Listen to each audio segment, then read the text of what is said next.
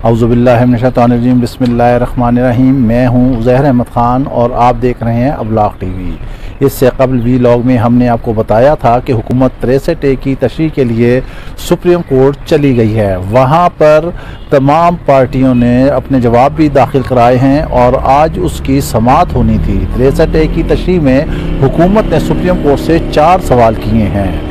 सबसे अहम तरीन सवाल ये है कि ये वोट कास्ट करने वाले नाअहल होंगे या हमेशा के लिए इन पर सियासत के दरवाजे बंद हो जाएंगे। इस सिलसिले में चीफ जस्टिस ऑफ पाकिस्तान की सरबराही में जो 5 रुकनी लार्जर बेंच तश्कील दिया गया, उसमें जस्टिस उमर अता बंदियाल के हमरा जस्टिस एजाज आलम, जस्टिस मजहर आलम मियाँ खेल, जस्टिस मुनीब अख्तर और जस्टिस जमाल मंदोखेल शामिल हैं। चीफ जस्टिस ने सूबों को नोटिस जारी कर दिए हैं।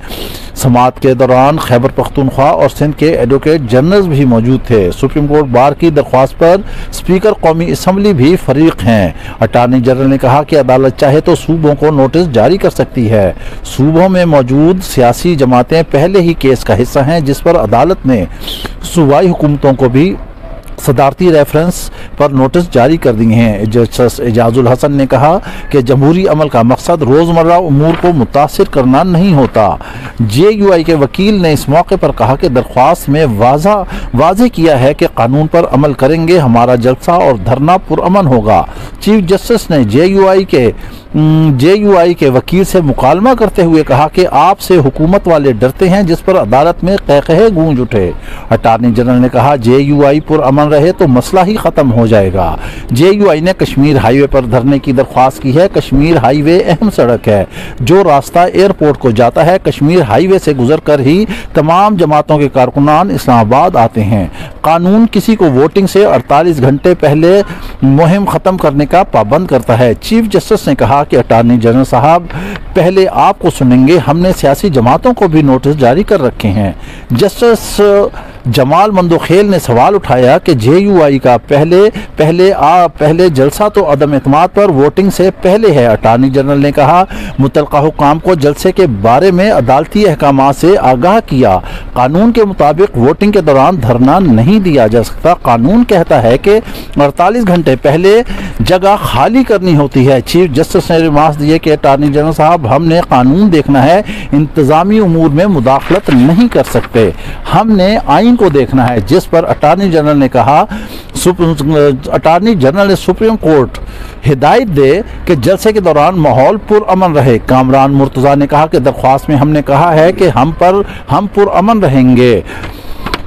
JUI के वकील ने कहा कि दरख्वास्त का फैसला इंतजामिया को करने दें। एडवोकेट जनरल सिंध ने अदालत को आगाह किया कि IG इस्लामाबाद से बात हो गई है।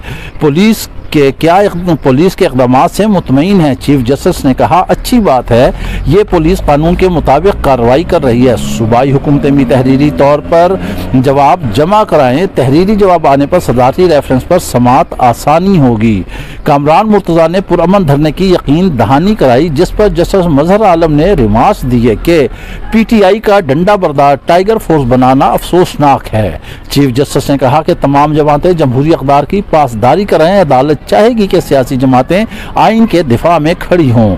अदालत ने समाअत कल तक के लिए मुलतवी कर दी।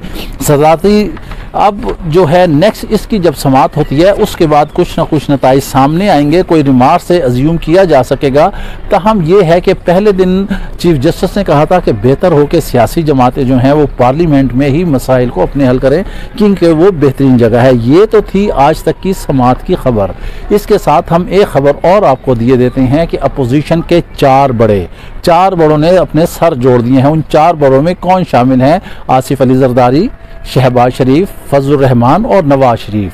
इनकी बाकायदा स्काइप पर गुफ्तगू हुई है, जिसमें वाज़ेह तौर पर सामने आ गया है कि मुस्लिम नून लीग में शदीद शिकस्त और रेख्त है, टूट फूट का शिकार है, भाइयों में तफरका पड़ चुका है, नून लीग तकसीम हो चुकी है। जी हाँ, वहाँ पर नवाज शरीफ ने कहा कि अव्वल तो मैं इस हक में ही नहीं हूँ कि शहबाज शरीफ को वज़ीर आज़म बनाया जाए, और अगर इस मौके पर उन्हें वज़ीर आज़म बनाया भी जाता है तो फिर नेक्स्ट के लिए वज़ीर आज़म या तो मरियम नवाज होंगी या फिर खाकान अब्बासी होंगी। होंगे। इस बात ने बिल्कुल वाज़ेह कर दिया है कि मुस्लिम लीग जो है वो टूट चुकी है। दोनों भाइयों के इख्तलाफात हद तक आ चुके हैं। पसे आईना कुछ और है, पसे पर्दा कुछ और है, सामने कुछ और है। ये है कि साफ छुपते भी नहीं, सामने आते भी नहीं, खूब पर्दा है कि चिलमन से लगे बैठे हैं। सारे बैठे हुए हैं मगर आपस में इनमें शदीद इख्तलाफात है।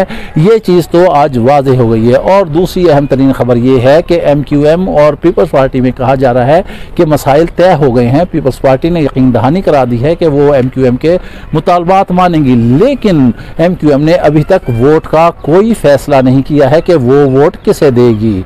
जबकि कप्तान ने भी इजलास बुला रखा है और उन्होंने भी वाज़ेह तौर पर कह दिया है कि हमने किसी से हारना नहीं है, हमने जीतना है। तहरीक अदम एतमाद हम जीतेंगे। वो कह रहे हैं कि आखिरी दिन वो सबको हैरान कर देंगे, तुरप का पत्ता खेलेंगे। चौधरी निसार की बात जो इस वक्त सबसे पहले मुल्क में हमने बताई थी कि चौधरी निसार PTI में शामिल होने जा रहे हैं। 27 तारीख को वो कुछ मेंबरान के साथ शामिल होंगे। अपने जो मेंबरान कौमी असम्बली हैं जो उनके चाहने वाले हैं, उस दिन कुछ ऐलान होगा। वो वैसे भी कह चुके हैं कि मैं इख्तिदार का रोज़ा तोड़ने वाला हूँ। इमरान खान ने भी कहा कि उनके 50 साल पुराने चौधरी निसार से ताल्लुकात हैं। अब देखते हैं कि 27 तारीख को क्या होता है। अपोजिशन के जुलूस भी आ रहे हैं। अपोजिशन इस वक्त घबराहट का शिकार है क्योंकि उसने अपनी डेटें चेंज कर दी हैं। अब वो कहते हैं कि हम 28 तारीख को पहुंचेंगे, जबकि उन्हें कहा है कि G13 वाली साइड पर अपना जुलूस करें, जलसा करें, जो भी करें, जबकि PTI ग्राउंड में करेगी। इमरान खान ने कहा है कि पूरी कौम निकले, मगर बात यह है कि वोट ऐवान ने देने हैं। अब ऐवान में वोट देने के बाद चीफ जस्टिस ने यह भी वाज़ेह कर दिया है कि स्पीकर कौमी असम्बली के जो जुरिसडिक्शन है उसमें हम मुदाखलत नहीं करेंगे। जो इंटरनल मामलात हैं वो सियासी जमातों ने खुद ही हल करने हैं। अब यह स्पीकर पर डिपेंड करता है।